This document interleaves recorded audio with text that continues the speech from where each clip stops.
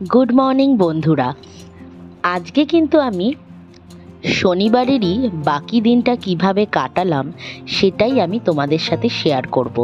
কেননা শনিবারের পুজো দিয়ে আসার পর শিবরাত্রির পুজোটা দিয়ে বাইরে থেকে আসার পর বেলপান্না খেলাম, এটাই তোমরা দেখলে।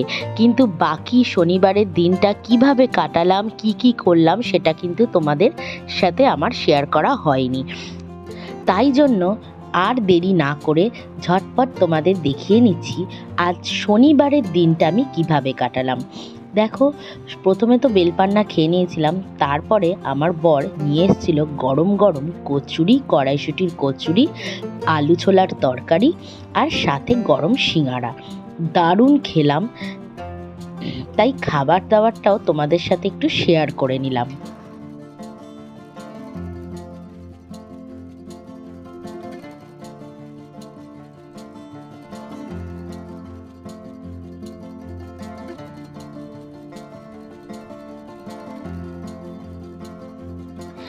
আমি আমার বান্ধবীর বাড়িতে গেছিলাম, সেটা কিন্তু আমি তোমাদের সাথে শেয়ার করেছিলাম। সে অনেক জামা কাপড় কিনেছিলাম, সব কিছু তোমাদের সাথে শেয়ার করলাম, দেখালাম। কিন্তু সেই জিনিসগুলো না প্যাকেট করে এনে রাখাই ছিল ঘরে, আর আমার আর কিছু গোছানো হয়নি। তাই মা বলল প্যাকেটগুলো নিয়ে আয়, বরং ধরে ধরে গুছিয়ে আলমারিতে তুলে রাখি। তাই মাকে আমি দিয়ে দিলাম প্যাকেটগুলো। মা দেখো গুছিয়ে গুছিয়ে সব রেখে দিচ্ছে। আজকে আমাদের তো সকালবেলায় গপুকে সমস্ত কিছু খাবার টাবার দিয়ে সব কিছু করা হয়ে গেছিলো। হ্যাঁ, কিন্তু আজকে জানো তো, মানে তোমাদের তো আমি ঘরের কাজ সেরকম কিছু দেখাতে পারবো না, কারণ সবই আমি করে নিয়েছিলাম, তোমরা দেখেও ছিলে সেগুলো। এবার যেটা আমাদের অ্যাকচুয়াল, মানে আজকে দেখো রান্না বান্নাও সব হয়ে রয়েছে, মা করেই রেখেছে। আলু ভাজা, বেগুন ভাজা, কুমড়ো ভাজা, ডাল সব করে রেখেছে। আজকে হয়তো আমি বেশি কিছু তোমাদের সাথে শেয়ার করতে পারবো না, কিন্তু দেখো ছোট ছোট কিছু মুহূর্ত রয়েছে যেগুলো যেগুলো আমি তোমাদের সাথে শেয়ার করতে চাই। সেই জন্য হয়তো আমার ভিডিওটা ছোট হবে, হয়তো আমার ব্লগটা খুব একটা বড় হবে না। যদি 10-12 মিনিটেরও হয়, তাও আমি তোমাদের সাথে সেটা শেয়ার করতে চাই। তাই আমার রিকোয়েস্ট, তোমরা প্লিজ ভিডিওটা এন্ড অবধি দেখো। আর আমার এই ভিডিওটা ভালো লাগলে প্লিজ লাইক, কমেন্ট, সাবস্ক্রাইব করে দিও।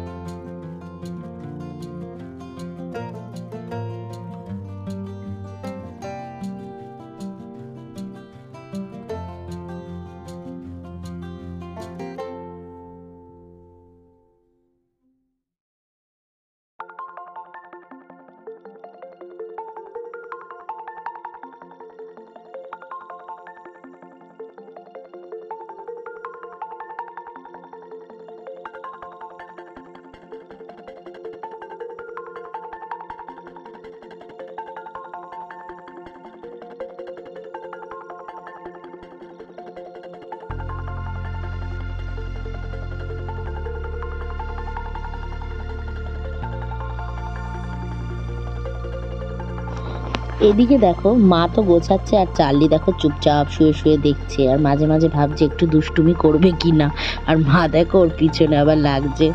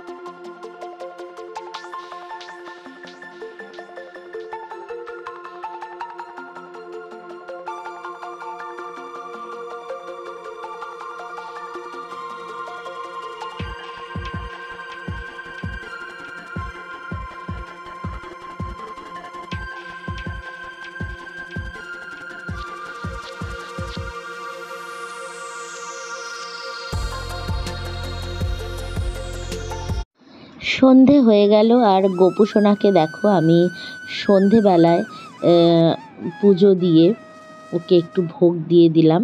ভোগ বলতে ওকে প্রসাদ দিয়ে দিলাম, যে একটু কাজু দিয়ে দিলাম প্রসাদ হিসাবে।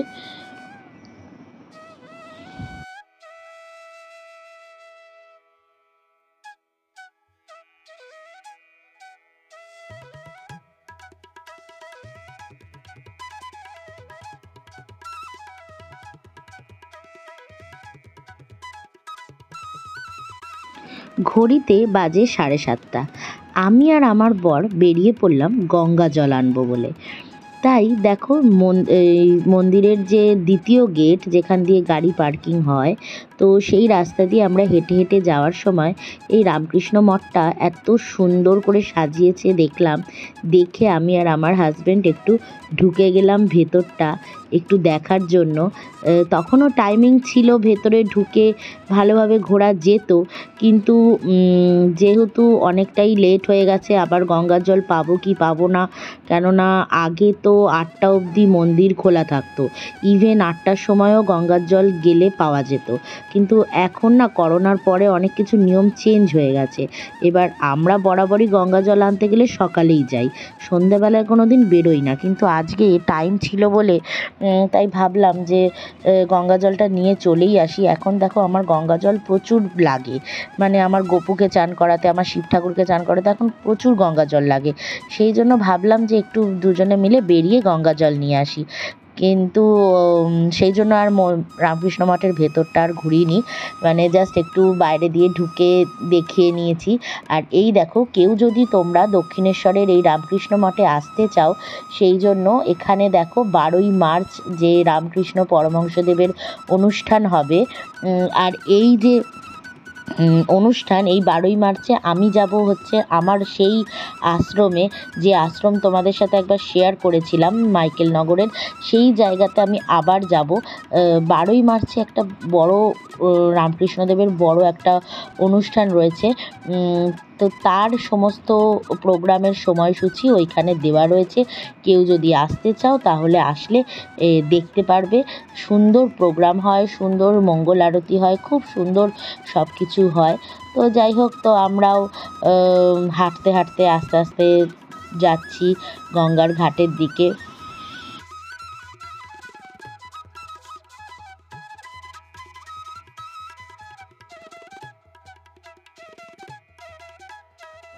এটা দেখো গাড়ি পার্কিং করার যে লটটা, ওইখান দিয়ে আমরা ঢুকেছি, ঢুকে এদিক দিয়ে যাচ্ছি। এবার ডান দিকে না অনেকগুলো খাবারের দোকান আমাদের চোখে পড়লো, তো ভাবলাম দোকানগুলো তখনও খোলা, তো ভাবলাম যে তাহলে একটু ভেতরে ঢুকে দেখা যাক।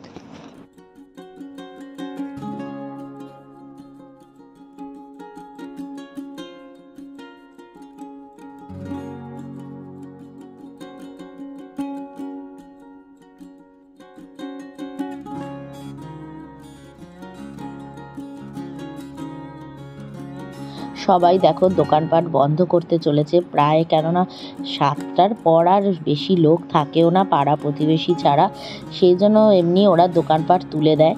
তো দোকানপাট প্রায় বন্ধ হতে শুরু করে দিয়েছে।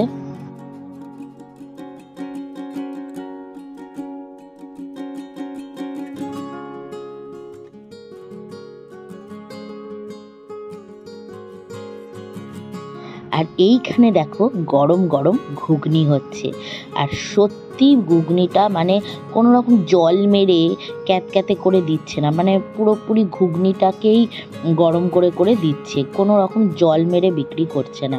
তাই অসাধারণ খেতে ছিল ঘুগনিটা। মানে আমরা একটাই অর্ডার দিয়েছিলাম, একটা থেকেই দুজনে ভাগ করে খাবো বলে। তো আমরা প্রথমে বুঝতে পারিনি যে এতটা ভালো টেস্ট হবে, সত্যিই খুব সুন্দর পরিবেশন করছিল। আর এই দেখো দিয়ে দিল ঘুগনি, 20 টাকা প্লেট, খুবই সুন্দর খেতে ছিল। ঘুগনি খাওয়ার পরেই পাশের দোকানে দারুণ পাপড়ি চাট বানাচ্ছিল, তাই ওখানেও একটু চলে গেলাম। দেখি তোমার বানানোটা একটু দেখাই, এখন একটু ফাঁকা থাকবে বলে এসেছি। এটা আলু মাখা হচ্ছে।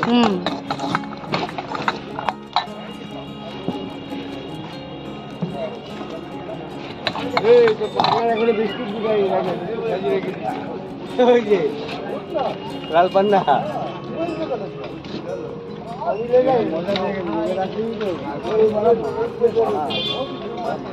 जल्दी ले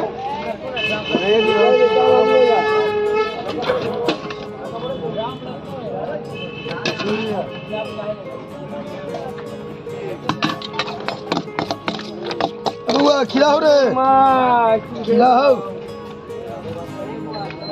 आधे तंगे से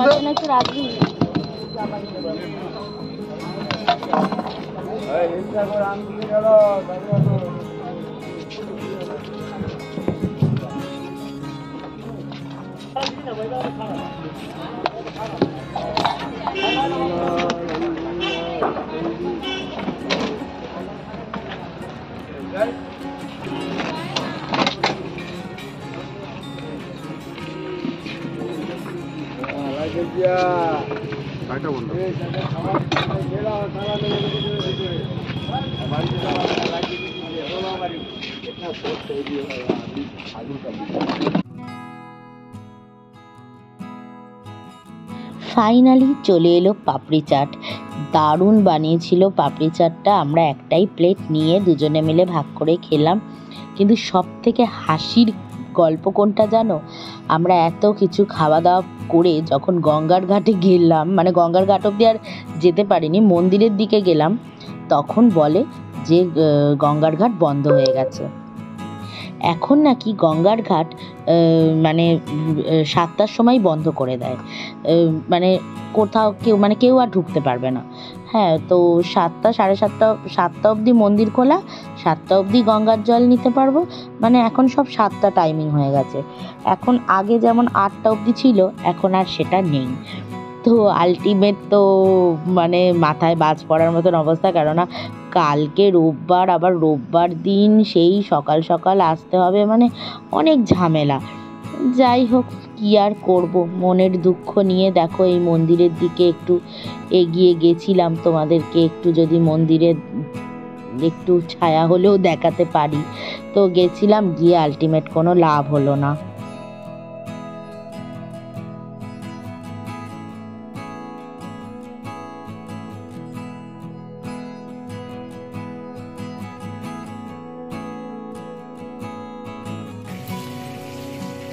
বন্ধুরা দেখো, আমার চার্লি সোনা এখানে রয়েছে। আর এখন আমি রাত্রিবেলা একটু পনির বানিয়ে নিচ্ছি। আজকের বঙ্গরিশা রসইতে কিন্তু এই পনিরের রেসিপিটা থাকবে। খুব কম সময়ের মধ্যে কিভাবে পনির সুন্দর বানিয়ে নেওয়া যায় তার রেসিপি কিন্তু বঙ্গরিশা রসইতে থাকবে। তোমরা কিন্তু অবশ্যই আমার চ্যানেলের লিঙ্কে ঢুকে দেখে নেবে আমার ভিডিওটা। আর এখন দেখো আমার সোনাটা কীরকম পনির খাবে, দেখো ওর জন্য পনির স্লাইস করে রেখেছি আর ও পনির খাচ্ছে। খুব ভালোবাসে পনির খেতে, তাই না বাবু? পনির খাবো গো। আমি তো রান্না করতে স্টার্ট করে দিলাম। তোমরা কিন্তু বঙ্গরিশা রসইতে নিশ্চয়ই দেখে নিও আমার এই ভিডিওটা। আর আজকের জন্য গুড নাইট, টাটা। আর আজকের ভিডিওটা ভালো লাগলে লাইক, কমেন্ট, সাবস্ক্রাইব কিন্তু অবশ্যই করে দেওয়া চাই। আর তোমাদের জন্য আগামীকাল ধামাকাদার একটা ব্লগ আসবে, তোমরা ওয়েট করে থাকো। আর আজকের জন্য সবাই তোমরা ভালো থাকো, সুস্থ থাকো, আর আমার ভিডিও দেখতে থাকো। চলো টাটা, গুড নাইট।